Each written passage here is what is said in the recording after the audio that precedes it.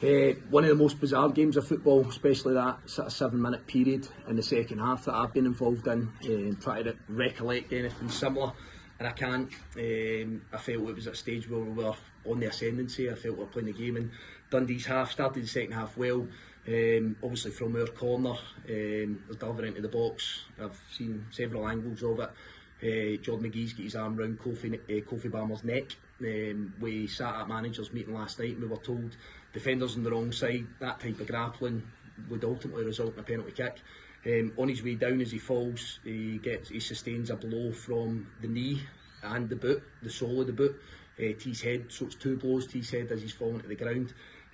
Completely accidental, no intention in that whatsoever, from the views that I've seen there.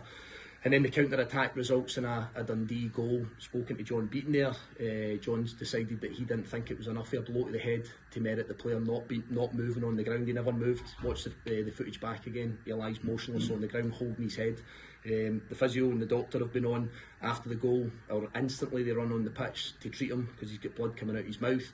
But John's decided that that's not enough of a contact to his head to stop the game. So I take full responsibility for the third and the fourth goal. I think we're down to 10 men for the third goal. Kofi's still off the pitch at that point.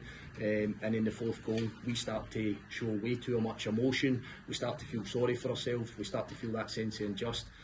So absolutely I take responsibility for that.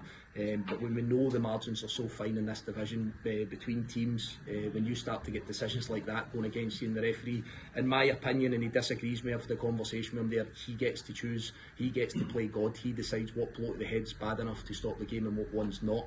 And I completely disagree with that. And I'll say it to anybody, I'll argue the bit with anybody, that the referee doesn't get to decide that. We were told that those types of incidents, those types of blows to the head would result in the referee stopping the game, and he's not done it. How frustrating is a moment like that when you've already lost 2 games and then you lose your third and you're getting abuse from supporters and stuff like that then? But again, what does it mean? What does it matter? You rightly say the abuse you get and the frustration that's shown, the disappointment for the supporters. I sure as hell don't think they were feeling that way when it was sitting at 1-1. And as I say, I'll always take responsibility for the defeats. But we have to understand that, again, when I sat at that meeting last night and I was told that we should have had a penalty, and everyone agrees within the refereeing fraternity that we should have had a penalty at 0-0 against Ross County 2 weeks ago, then that changes the context of these games of football. Can't tell you what the end result would have been, but we know that we start to get our tail up at that moment. We know that then it becomes more difficult for the opposition to start chasing games and leaving themselves exposed. So you can understand from 2 of those 3 defeats that we face, and it looks bad in the face of it, of course it does, 3 at the weekend, 4 here tonight.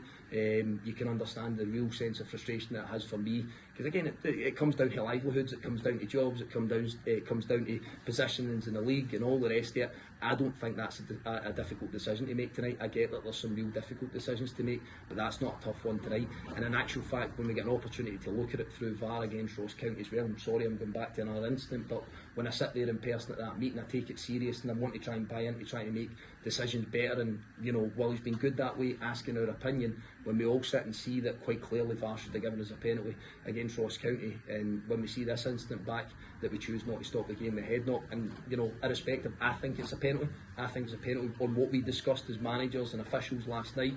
We all agreed, defender on the wrong side, he's got his arm around the neck of the opposition player. That's probably going to mean it's a penalty. It's poor defending, is what we all said last night, that if you get in the wrong side of the player, then you have to ultimately grapple them in some way to try and gain that advantage back. Then I'm perplexed at that one, but even take that aside, stopping the game at that moment certainly prevents Dundee's second goal.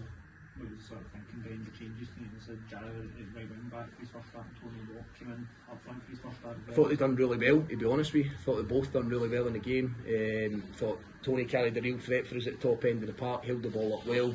And Jair, we wanted to try and carry that extra attacking threat as well as trying to get that freshness to the team. So for large parts I felt that worked, but again that falls on deaf ears when you lose the game.